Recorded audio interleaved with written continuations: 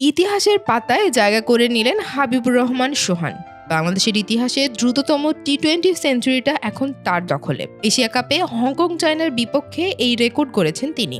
মাত্র ৩৫ বলে সেঞ্চুরিটা পূরণ করেছেন, তাতেই রেকর্ডটা গড়া হয়ে গেছে তার। কাতারের দোহাতে এ গ্রুপের ম্যাচে হংকং বাংলাদেশকে দিয়েছিল ১৬৮ রানের চ্যালেঞ্জিং লক্ষ্য। তবে সোহানের তাণ্ডবে বাংলাদেশ সেই লক্ষ্য তাড়া করে ফেলেছে মাত্র ৫৪ বলেই। প্রথম ওভারে ৩ ছক্কা দিয়ে শুরু সোহানের ঝড়। দ্বিতীয় ওভারে ৩-৪-এর সঙ্গে আরও একটি ৬। এরপর থেকে পাওয়ার প্লের প্রতি ওভারেই বড় বড় রান তুলেছেন তিনি। শুরুর ৬ ওভার শেষেই বাংলাদেশের রান ছিল ১০৭। সবচেয়ে খারাপ ওভার থেকেও রান এসেছে ১৩। গতকাল এশিয়া কাপ ইমার্জিং স্টার্সে নিজেদের প্রথম ম্যাচে ভারতের বৈভব ও সূর্যবংশী করেছিলেন ৩২ বলে সেঞ্চুরি।